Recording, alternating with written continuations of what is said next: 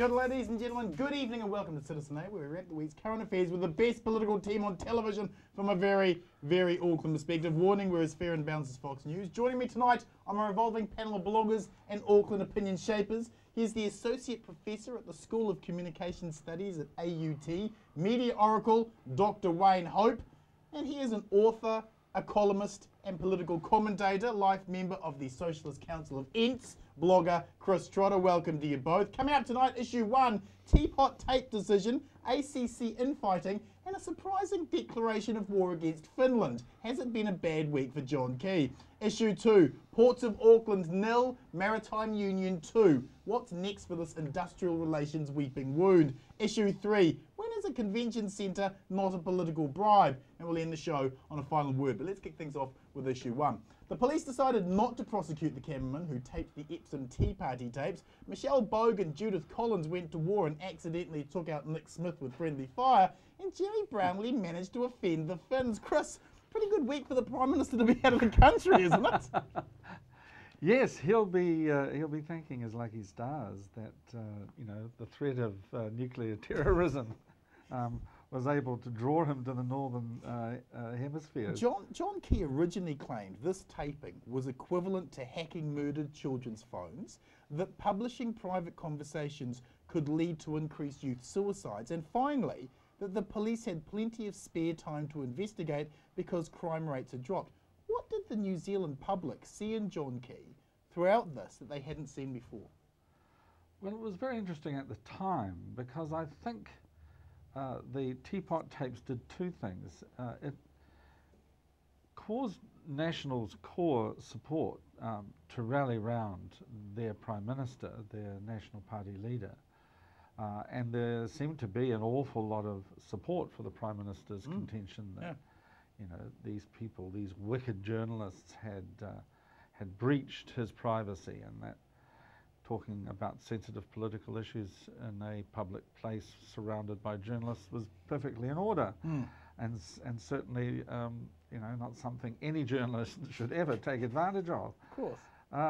But I think what it did, in addition to that, a lot of, you know, political scientists and commentators, you know, have made this point, is that it brought Winston Peters into the game because, of course, he divulged, you know, a fair amount of what was on the tape. He'd obviously either heard it or been given a transcript of it. And although I'm of the view that Winston would probably have crested the 5% barrier, albeit narrowly, without the Teapot tape. Yeah. Stupid name, really. I certainly agree that his rather surprising, you know, 6.5% was almost certainly on the back of that. So it had a real impact in terms of the campaign. And for the media itself, I think it marked the end of the long overdue end, in my opinion, of the honeymoon that John Key had enjoyed with the New Zealand news media. The idea that a Prime Minister should lay a complaint with the police, who should then execute search warrants in major media outlets, including Radio New Zealand, it's just not a good look. It's not a good look from the perspective of editors and journalists, and I suspect it's not a good look from the point of view of, how shall I say this without sounding awfully elitist, the sophisticated part of the New Zealand electorate.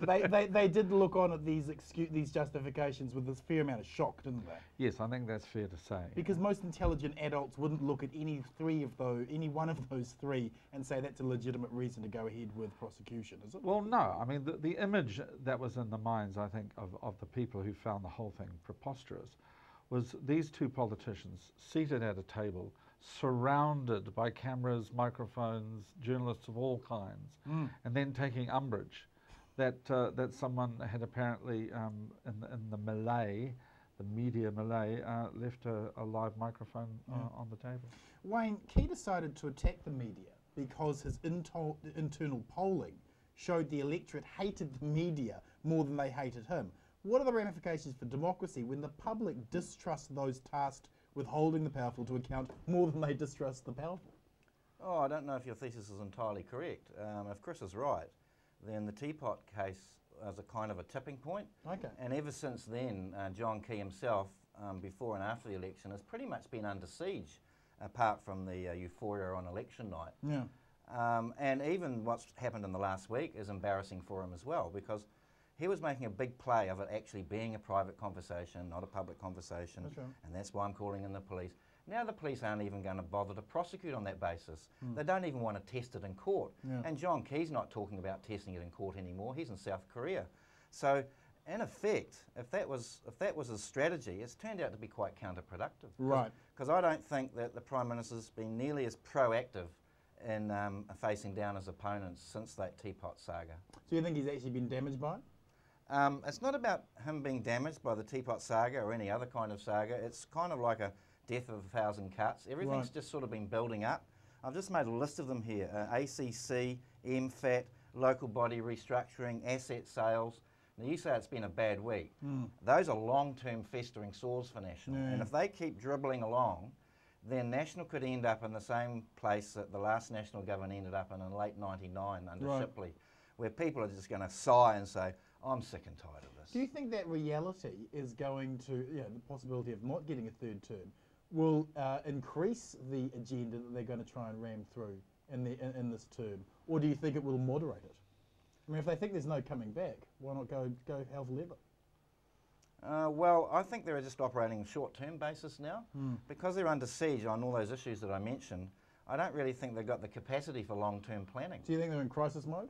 Not quite, but if they have another few weeks like this and another few months like this, Yep.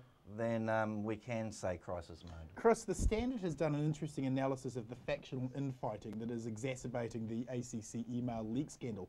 Is this a war between Bogue and Collins that's accidentally taken out Nick Smith? Oh, I don't think there's much doubt that Nick Smith was collateral damage in this whole affair.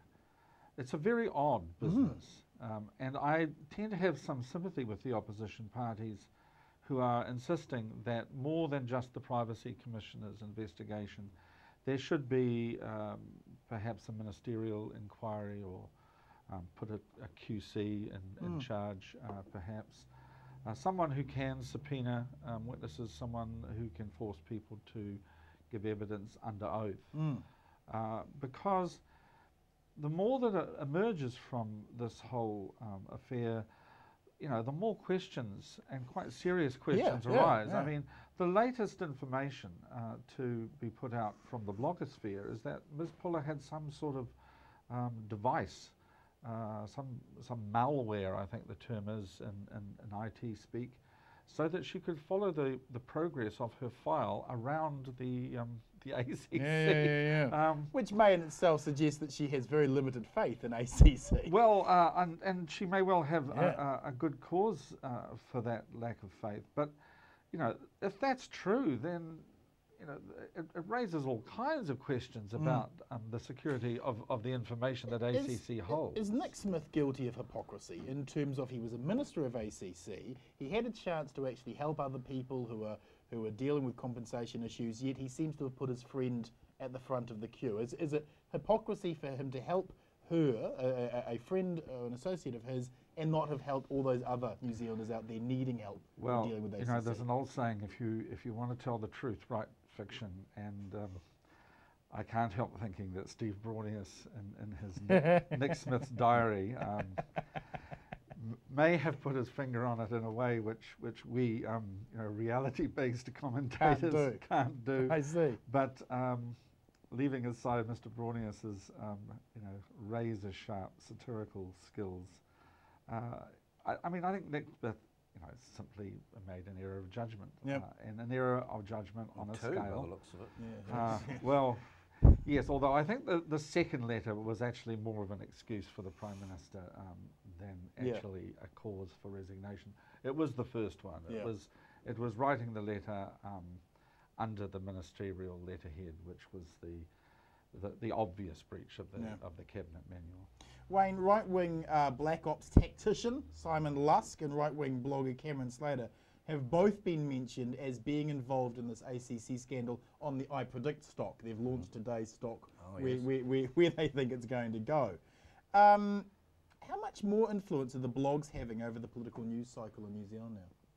Well, what's interesting, if you go back to, say, 2008, when these bloggers and all of the National Party were rock solid, unified against getting the hated Helen Clark out of government. That's right.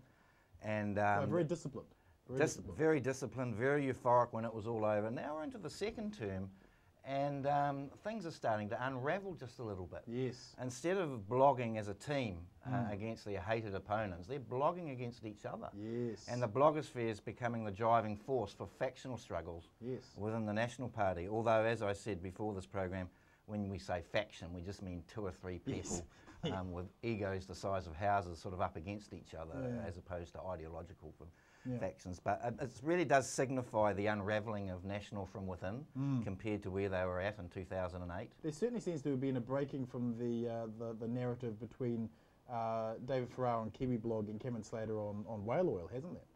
Well, Whale Oil, of course, has overtaken Kiwi Blog. Yes, in terms of hits. As the most popular blog in New Zealand, which I can't help but think rankled a little with Mr. Farrar, because he had sat at the top there for a very long time.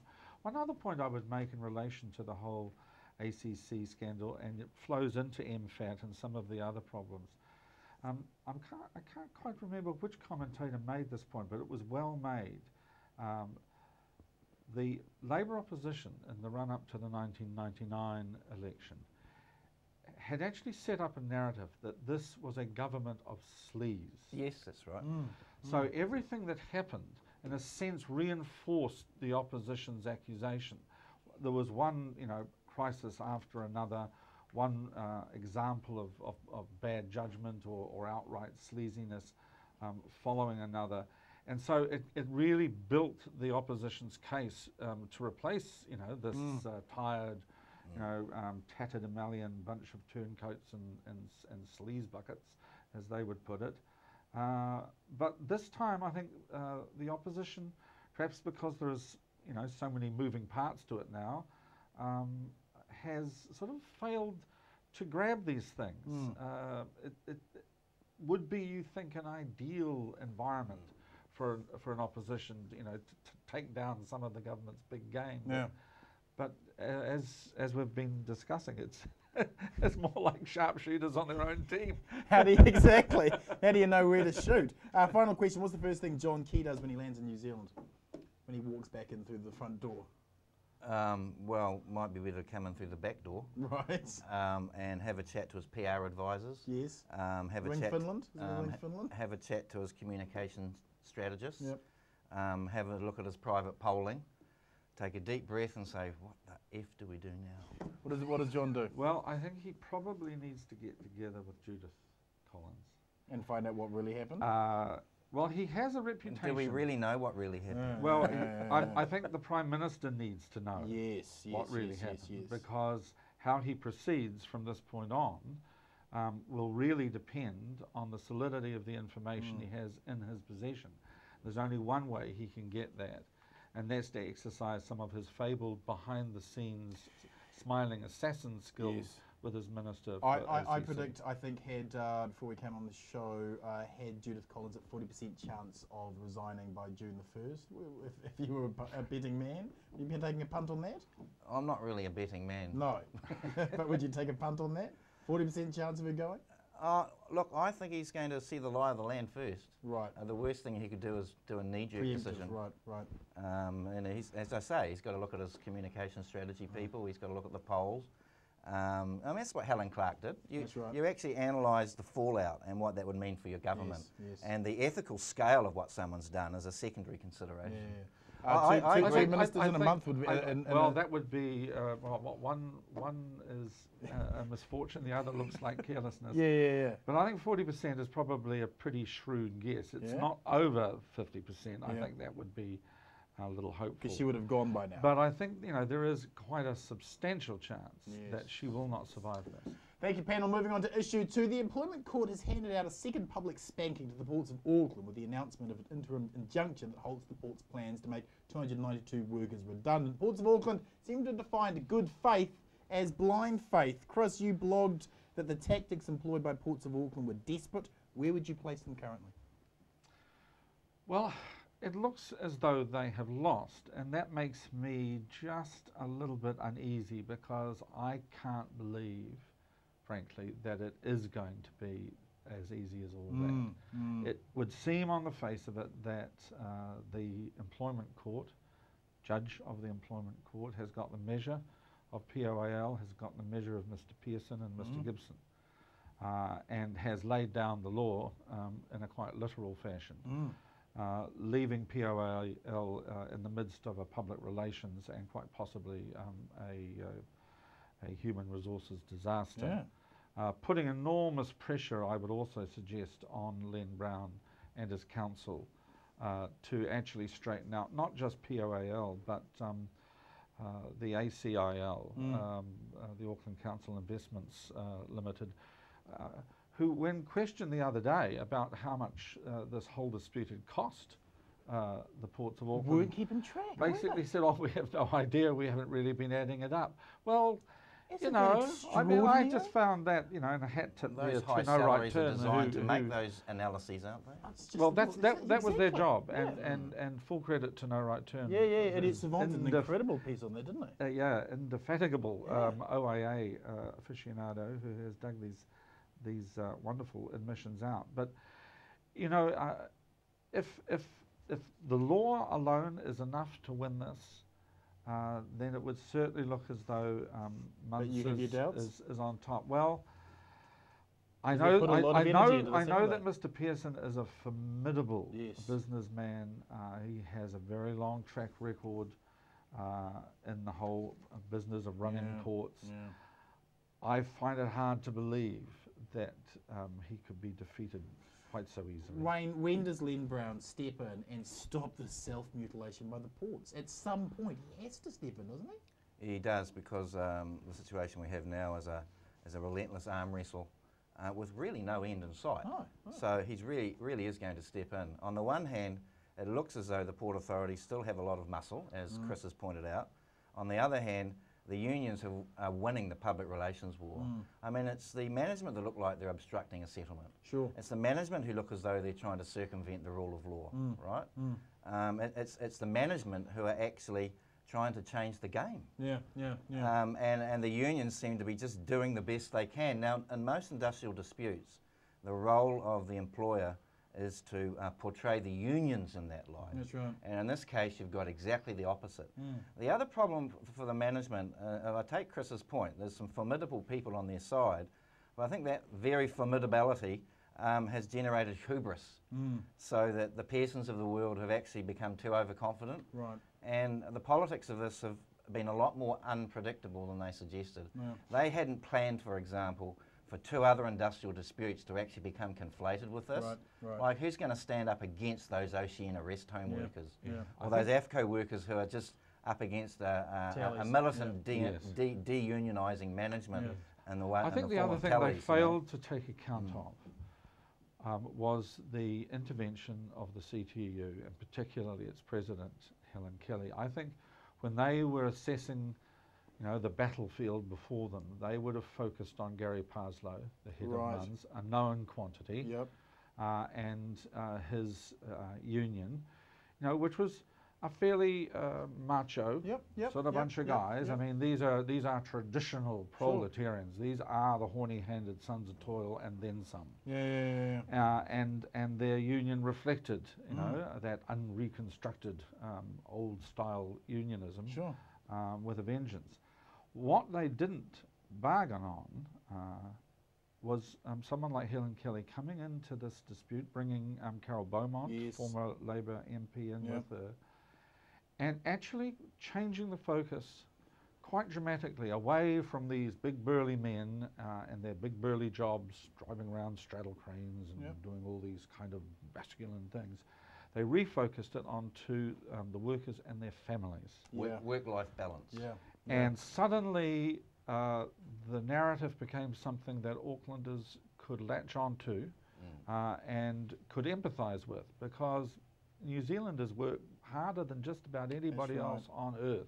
And this work-life imbalance is something which we all feel. And so it was a very shrewd move, I think, on Helen Kelly's part. And it shows that the management are actually losing control of the issue. Yes, they lost control of the narrative, and that was crucial, I think, in the public relations fight. And if it does emerge that the courts are going to uphold Munster's position, and this is a win, they get a collective agreement at the end of it, then I think the person who really will have emerged from this as a pretty impressive figure, not only in terms of labour relations, but in terms of her political skills as well, and that will be Helen Kelly. Yeah. Final question to both of you on this. Will the left stand a different candidate against Brown for the mayoralty? And if they would, who would it be?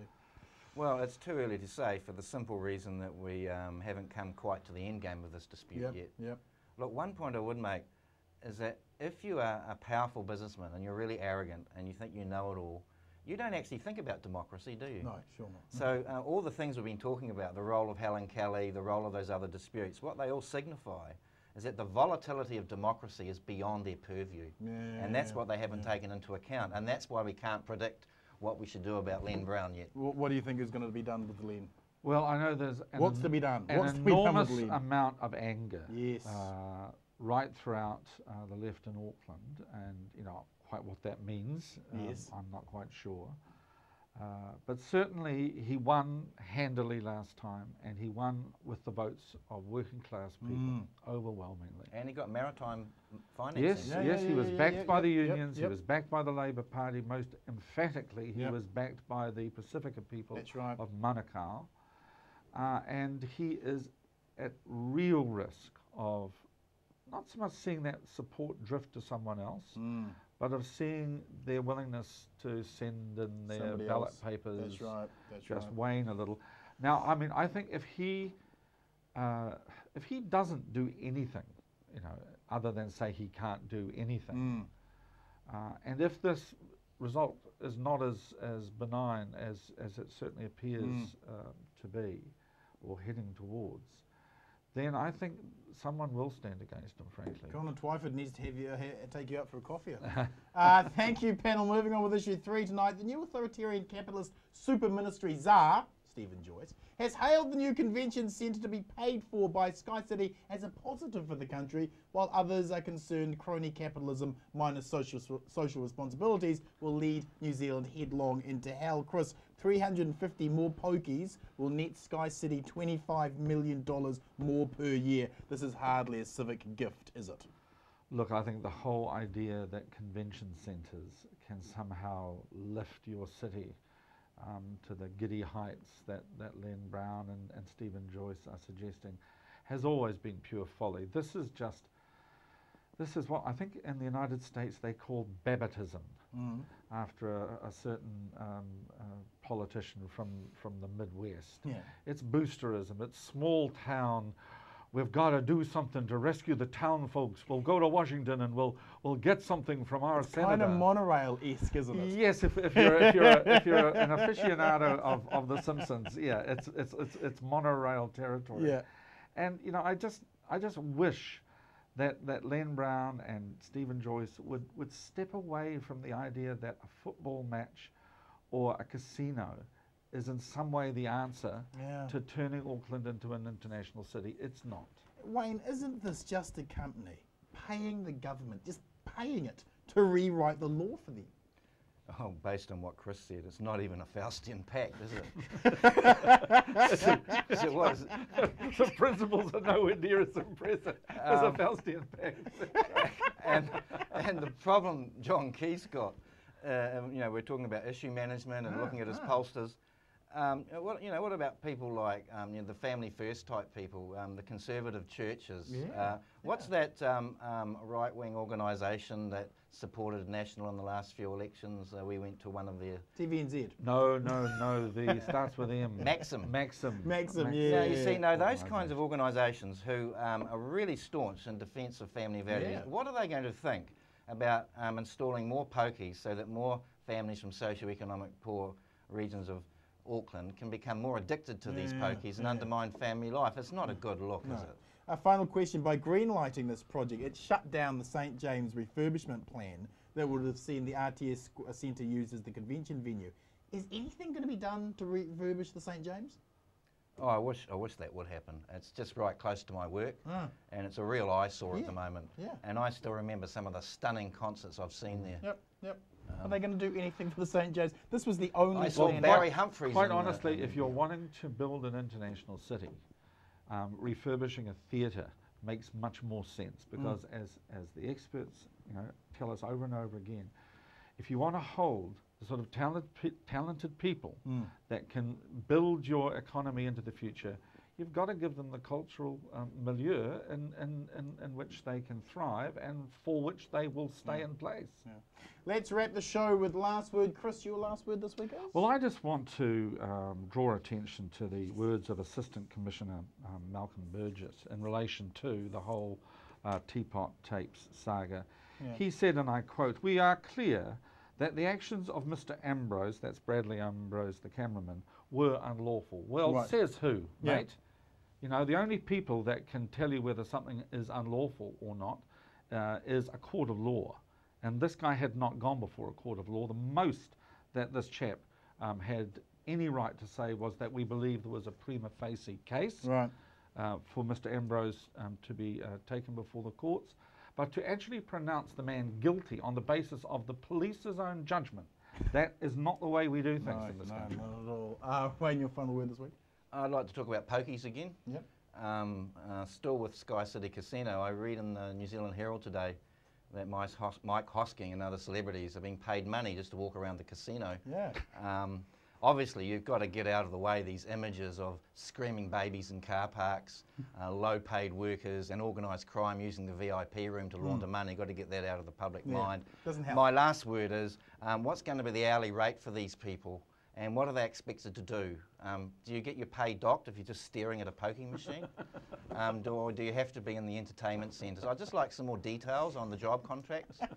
Thank you, Chris. Thank you, Wayne. Ladies and gentlemen, to my final word. We are a nation of sleepy hobbits, easily manipulated by Shire Volk into handing over vast unchecked powers to the state. With the passing of the draconian search and surveillance bill last week, a little part of progressive New Zealand died, as the police managed to get a wet dream wish list of spying powers through without any real safeguards whatsoever. We've handed the Eye of Mordor over to the pork board. This isn't a left-wing or right-wing issue. This is about freedom from an all-pervasive state. It is about the very values of a progressive democracy, and to allow the state such powers with few judicial oversights or checks and balances is more proof that we are sliding further and further into authoritarian capitalism with every passing week. The irony here is that New Zealanders are the first to rear up on their hind legs and bleat nanny state when a government attempts to remove the legal loophole that allows abusive parents to get away with bashing their kids, yet not a whimper from them